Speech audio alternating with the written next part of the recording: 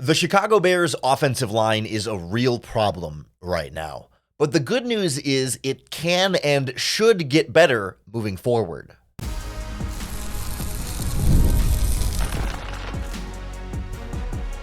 You are Locked On Bears, your daily Chicago Bears podcast. Part of the Locked On Podcast Network, your team every day. This is Locked On Bears, and I'm your host, Lauren Cox. I'm here to bring you your daily, in-depth Chicago Bears news and analysis. You can follow me on Twitter at CoxSports1. You can follow the podcast at Locked On Bears on TikTok, Instagram, Facebook, Twitter, and the Locked On Bears YouTube channel, where you can keep up with all of our video podcasts as well. Thanks for making Locked On Bears your first listen today. We're part of the Locked On Podcast Network, your team every day. Today's episode is brought to you by FanDuel Sportsbook. Now through September 22nd, all FanDuel customers can bet $5 and get a free 3-week trial of NFL Sunday Ticket from YouTube and YouTube TV. Visit FanDuel.com to get started. On the show today, we dig deep into this Chicago Bears offensive line problem, going back through the All-22 film from the loss to the Houston Texans to figure out what is going so wrong in pass protection and in the running game. As usual, it's a series of things, and we'll kind of get through the different levels of blame to assign here. And then we'll look at what the Bears can do about it right now, not next offseason in free agency or the NFL draft, but right now, between now and week 3 and over the course of the rest of the regular season, some of which could be personnel involved, some of which could be play calling involved, and some of it might just require a little bit more patience as well. But as we went through the All-22 film of 7 Caleb Williams sacks, plus a bunch of handoffs that went nowhere, other pressure in Caleb Williams' face, there were a lot of issues on this Bears offensive line. I think a couple things stood out in pass protection, first and foremost. One, 2 of the sacks on Caleb Williams were 0-yard sacks, where he was scrambling forward and was tackled as a runner for no gain. So those were not necessarily the world's worst pass blocking plays. One of them was a rollout where he was running to the sideline and hit out of bounds for no yards. And the other one was, I believe, a screen pass where Cole Kmet, who they were throwing the screen to, got literally held by the defensive end and couldn't get open. So Caleb couldn't throw the screen pass, and he just had to scramble and take off for nothing. So, okay, not that a 5-sack game is that much better than a 7-sack game, but nonetheless, you take those out. It was 2 sacks in the first half, 3 in the second half. Not a good game for this offensive line. He was under pressure on almost 50% of his dropbacks. His stats under pressure were not good, and the Bears averaged a pitiful yards per carry. DeAndre Swift has one of the lowest yards per carry averages of any running back in the NFL this season. It is a real problem across the board. Let's start with pass protection here, because if I'm looking for themes that came out of Pass Pro, it was always something a little bit different. If I had to sort of narrow it down, I would say the biggest issues on this Bears offensive line, it starts with communication, first and foremost, in the passing game and the running game. Guys not playing together well and understanding, okay, I'm blocking this guy, you're blocking that guy. Too often you had 2 people thinking the other person was going to block a player, no one blocks the player, and he gets free for pressure on the quarterback or a big stop in the running game. Then there were plenty of just individual errors. Player misses his block. Player tries to make a block, but does a poor individual job making those blocks. Then I think there were issues with the design of certain plays in the passing game and the running game, where you're getting matchups that just don't work well, and that it felt like your offensive coordinator and play caller weren't necessarily putting Bears players in the best positions to be successful on those individual plays. And then lastly, a factor in this is what Caleb Williams did in the pocket and what DeAndre Swift did as ball carriers. That sometimes Caleb Williams didn't help the offensive line in how he worked the pocket. Sometimes he helped the offensive line a ton in how he worked the pocket. But there were some plays when his pocket presence wasn't great and was contributing to the problem. And there were plays when DeAndre Swift was not able to fully take what the offensive line was giving him in the running game. Those to me were the big 4 things in that order, specifically in terms of importance and problem causing. Communication, definitely number 1. Individual linemen missing blocks, number 2. Number 3 is like play design stuff. And then number 4, a little bit goes to the likes of Caleb Williams and DeAndre Swift and other players that had the ball in their hands. Like when you look over the Bears' 7 sacks in this game, or the 5 real sacks in the game. The first sack of the game, it's a stunt from the Texans, and Caleb Williams kind of drifts to his left as he's waiting for the play to develop downfield. And as he drifts to his left, a linebacker's coming around the edge around the left tackle, and Caleb's drifting kind of changed the angle. So it wasn't a great play by Braxton Jones, but Caleb's pocket drifting made it worse. And had he stepped up into the pocket or moved a little more right, he had Rome Odunze breaking over the middle of the field on a backside dig route that he could have hit, but he was kind of locked in on his left side and was drifting left to try and create some play there, and then he gets hit from the left because of where he was looking at there. Second sack there in the first half, it's a 6-man rush. They're blitzing, and Danielle Hunter starts at the end position and twists all the way to the inside free, but there were 6 blockers. There were 6 pass rushers coming, so it wasn't like it was easy for anybody to pass off the blocks there. That was a play where Caleb made Danielle Hunter miss, and then he made another guy miss, and then stepped up and made 2 more guys miss, and then finally was sacked. And that's a play where it's like, okay, maybe you make the first guy miss, and that was a good blitz by the defense. But at some point in there, Caleb, you got to understand, in the NFL, you can't avoid every sack. You got to throw that one away. And he threw other ones away in this game, and this was earlier in the game. But you got to know, okay, you made 1 or 2 guys miss. You were lucky. Now you got to do something with the ball. You can't just count on every pass rusher missing you on the sack there. But then you get into play design issues. His 4th sack of the game, there was a play action play where Cole Kmet comes from the front side to the back side like it's a run blocking play, because that's the play action. But you have Cole Kmet coming from one side to the other to have to block Will Anderson by himself, and not even block by himself where he's coming off the line of scrimmage like normal, coming across the formation to block a defensive end like Will Anderson by himself is not good play design. Of course, Will Anderson scoots right by Cole Kmet and has a direct pass to the quarterback. And they were trying to get a quick play going to the near side of the field, but had the kind of like a screen thing set up, but then they slipped, and then the receiver was running a slant route. It was a messy play over there anyway. But the play design of the blocking put a tight end on a really good defensive end at a disadvantage type of an angle that causes a lot of problems there. The 5th sack was another 6-man rush on the blitz. Mario Edwards stunted from like a nose tackle position to the outside, and Nate Davis should have picked it up, was not able to pick it up. Communication was poor there. The stunt pickup was poor there. That was a really easy sack on a play that was supposed to be a quick pass also. Double slants on the right side, stick concept on the left. Caleb was looking to fire that in there, but the pressure came quickly and right in his face. And then in the last drive, we saw Darnell Wright just get absolutely smoked by Danielle Hunter.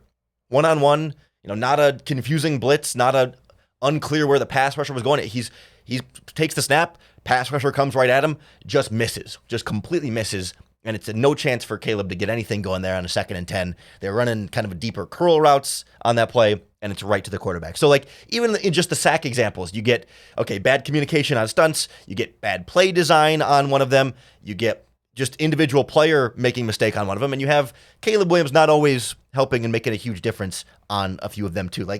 It's all of those things, but I think I put them in the order I did for a reason. I think communication is the bigger issue there. Players making mistakes against a good defensive line, also a real problem there. And then play design, your offensive coordinator can't be putting your guys in bad positions. Because even when you put them in a good position, they might not win. But if you put them in a bad position, they're definitely not going to win. So Shane Waldron needs to be better as well. Some of those same lessons apply in the running game, and I want to get to that, as well as starting to look for some of the solutions in both aspects of the offense and the offensive line issues. Next on Locked On Bears.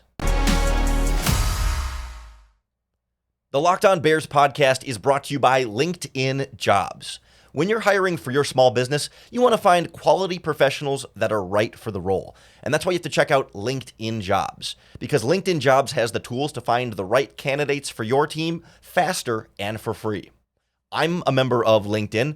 I'm guessing you're on LinkedIn. And you know what? If you're not, a lot of your friends, family members, and coworkers are all a part of the LinkedIn community. And that's why LinkedIn isn't just a job board. LinkedIn helps you hire professionals that you can't find anywhere else, even those who aren't actively searching for a new job, but they might be open to the perfect role. In any given month, over 70% of LinkedIn users don't visit other leading job sites. So if you're not looking on LinkedIn, you're looking in the wrong place. 86% of small businesses get a qualified candidate within 24 hours. So hire professionals like a professional on LinkedIn. Post your job for free at linkedin.com/lockedonnfl. That's linkedin.com/lockedonnfl to post your job for free. Terms and conditions apply. Locked On Bears is also brought to you by Gametime, the best way to get tickets for all of your favorite live events. Whether it's concerts, comedy, shows, theater events, or going to Bears games, you can get all of your tickets for the best price on the Gametime app. I have the app on my phone. I use it all the time. I just got tickets to see Teddy Swims. Really looking forward to that concert coming up. I used it to get Bears tickets last season. It really is the best ticket buying experience because with Gametime, you can see the view from the ticket seat you're ordering. So you get a sense of what you're actually getting with your ticket purchase, what the venue is going to look like from the inside. And you also know exactly how much you're paying because Gametime has all-in pricing that doesn't have any added fees that go in at the end of the checkout process. So take the guesswork out of buying tickets with Gametime. Download the Gametime app, create an account, and use our promo code LOCKEDONNFL for $20 off your first purchase. Terms apply. Again, create an account and redeem that code LOCKEDONNFL for $20 off. Download Gametime today. What time is it? Gametime. Many of the themes that cursed this Bears pass protection were prevalent in the running game, and that should make sense because it's the same offensive lineman making a lot of the same mistakes.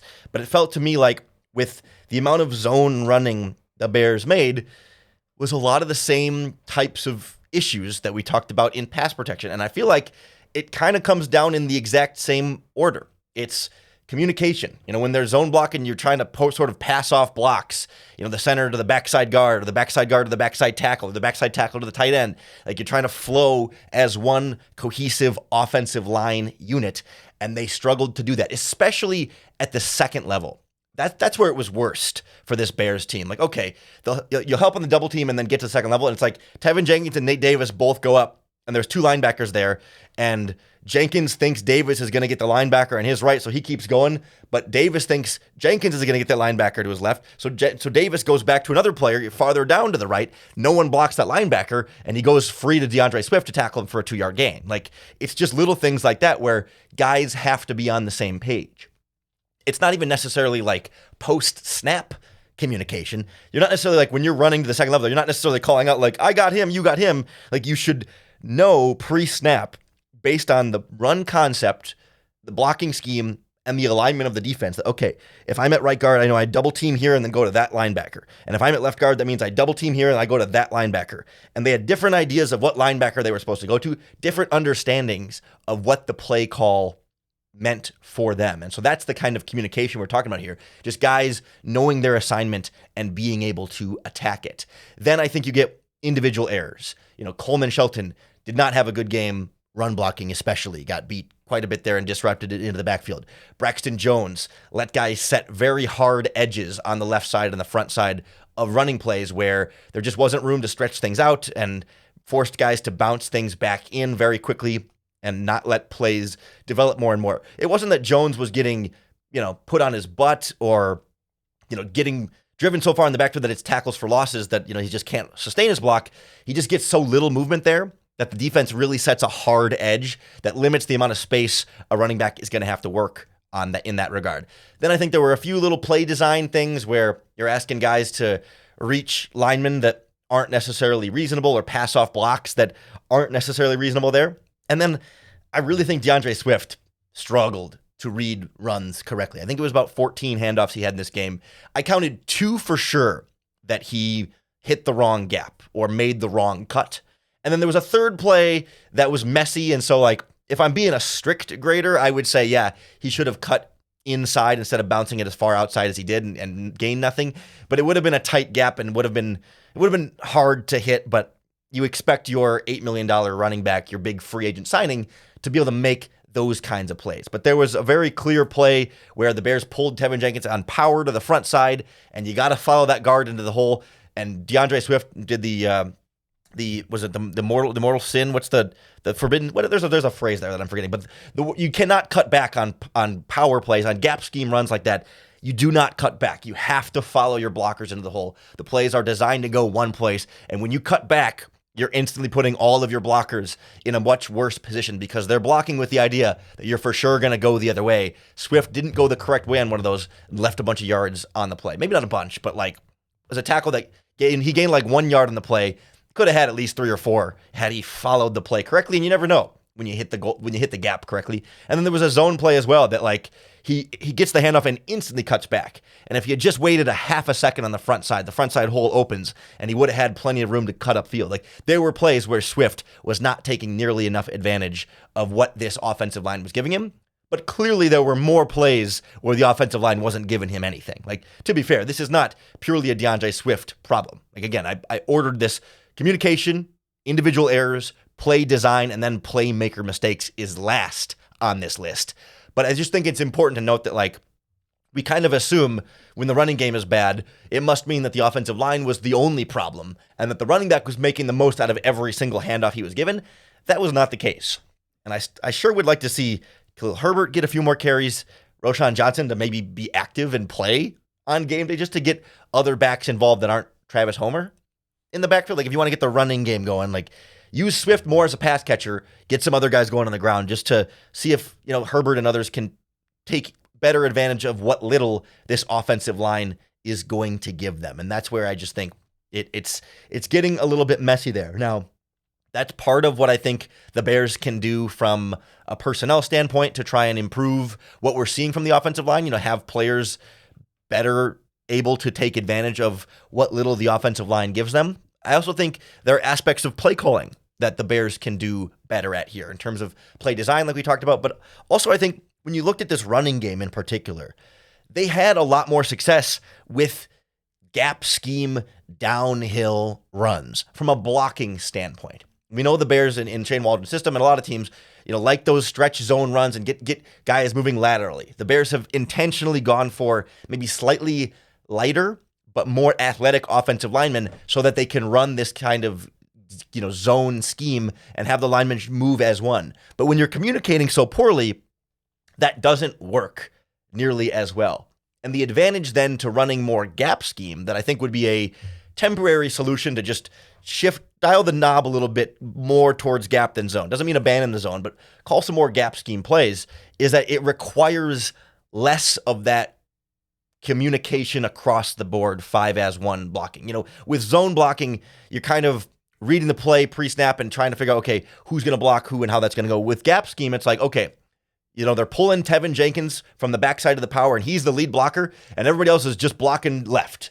Your only assignment is block guys that way so the running back can go the other way. Like, it's much simpler of concepts for the line. And we saw some of the Bears' best blocked runs in this game came on gap schemes. They had an under center play where they turned and handed it off to Swift up the middle on like a traditional duo, down the middle double team type of run, picked up 7 yards.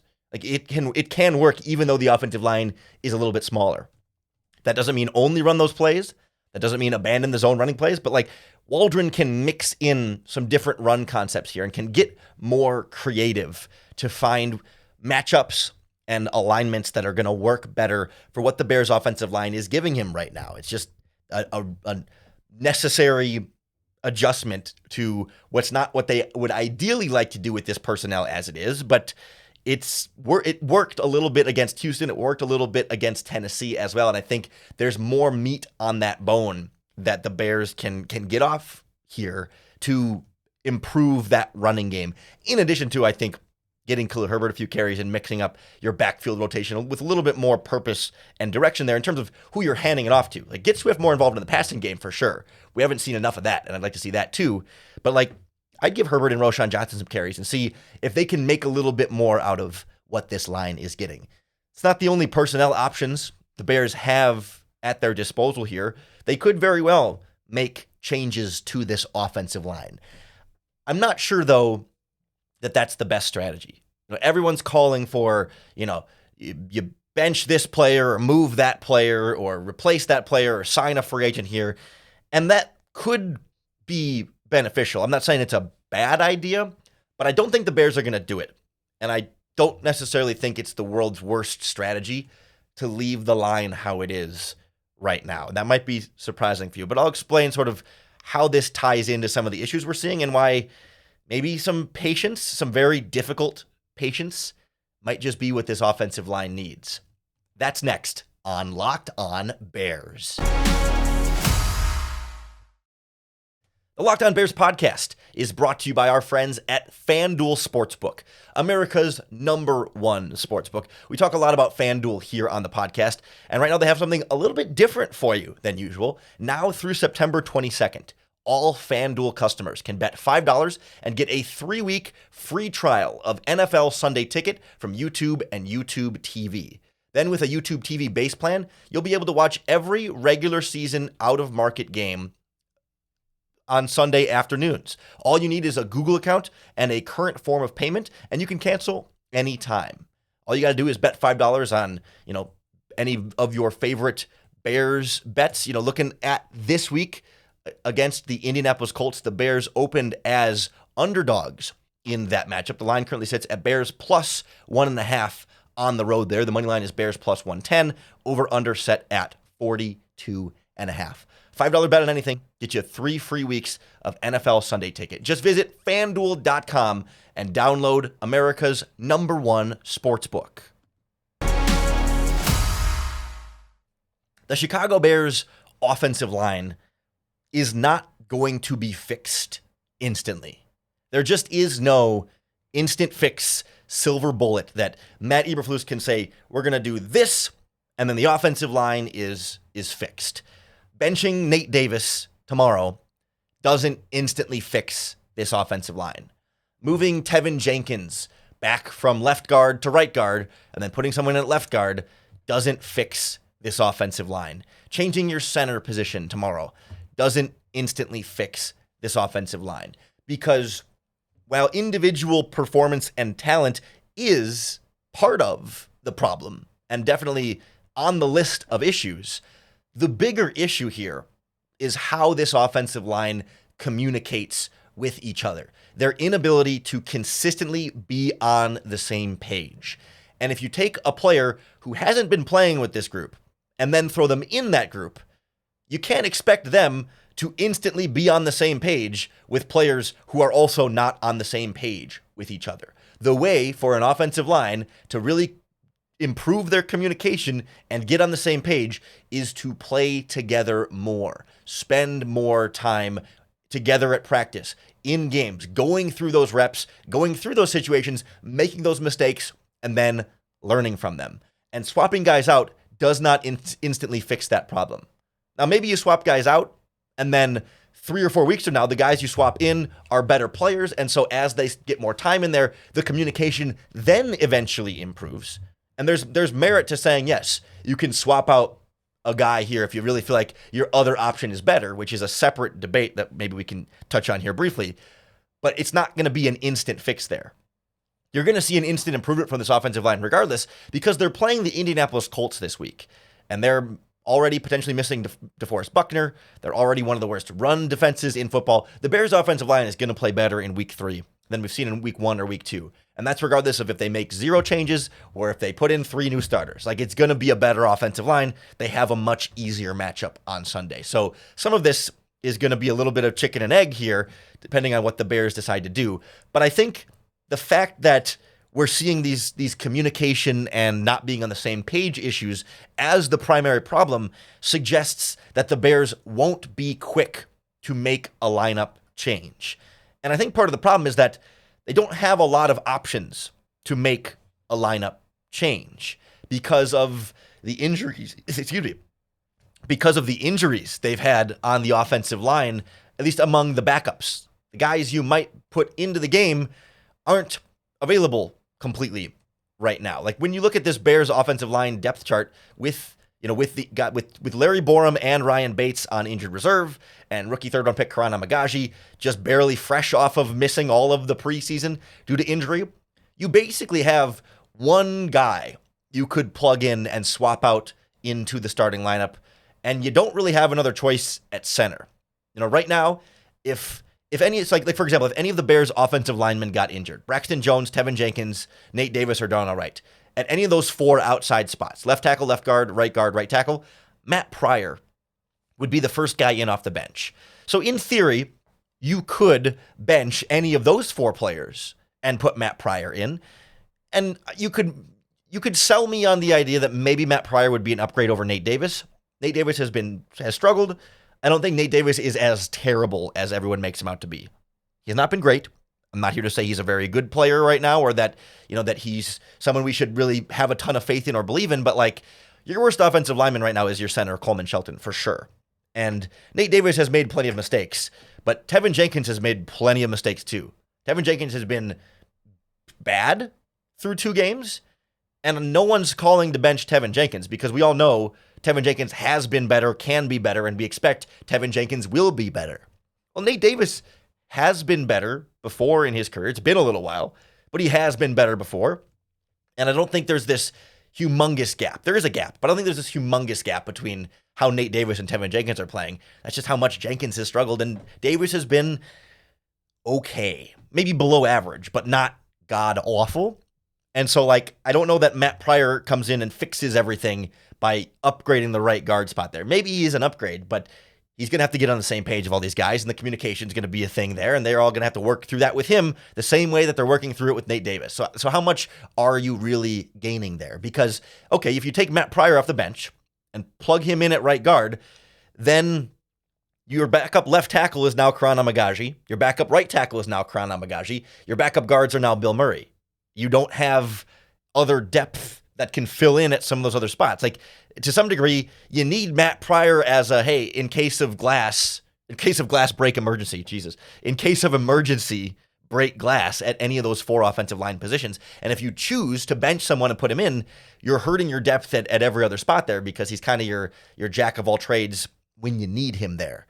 Another big part of the problem here is that Ryan Bates is on injured reserve. Larry Borum is on injured reserve. So you're missing 2 extremely versatile depth pieces that would then give you more flexibility to make a change on the offensive line. And that's, again, why I don't think the Bears are going to make that change just yet.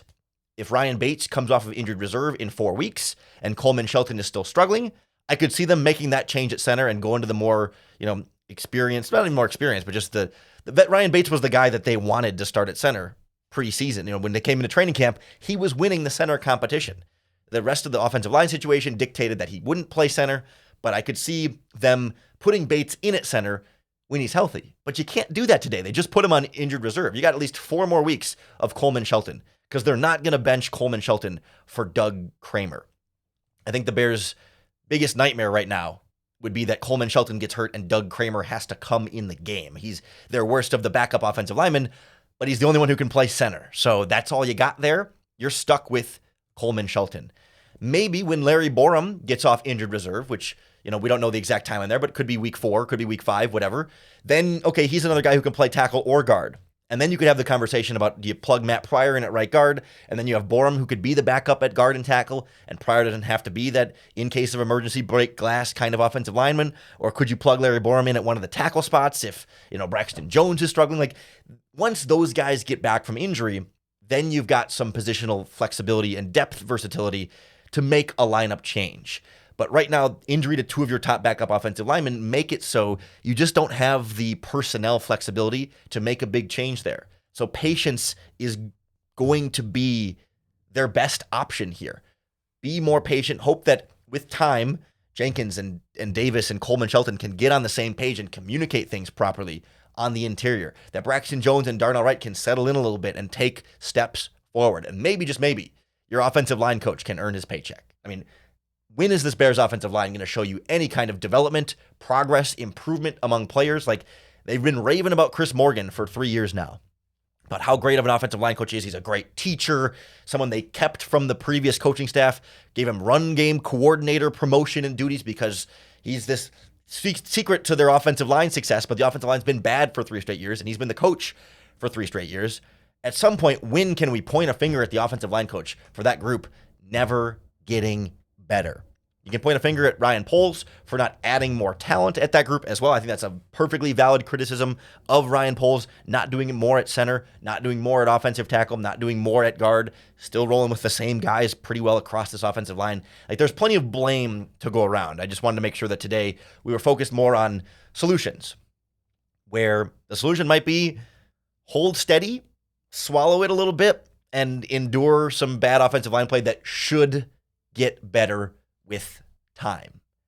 Whether it does or doesn't, we're going to keep a close eye on the Bears' offensive line production right here on the Locked On Bears podcast. So make sure you hit the subscribe button on YouTube or wherever you listen to podcasts. That's going to be the best way to keep up with all of our daily, in-depth Chicago Bears news and analysis. Thanks for making Locked On Bears your first listen today. Now for your second listen, go find the new Locked On NFL podcast with 2 shows every day. First, the madman Tyler Rowland kicks off your morning with a double shot of NFL espresso, and then you can stop by the barbershop with Tony Wiggins for some real NFL talk. Find Locked On NFL on YouTube or wherever you listen to podcasts. I am co-hosting Locked On NFL on today's Tuesday edition with the madman Tyler Rowland. We're talking about Bryce Young getting benched. We're talking about the Monday Night Football action as well, and all the biggest topics from around the NFL. So go check out Locked On NFL for your second listen. Come back tomorrow. Make Locked On Bears your first listen once again. And in exchange, you know I'm always going to leave you with another opportunity to bear down.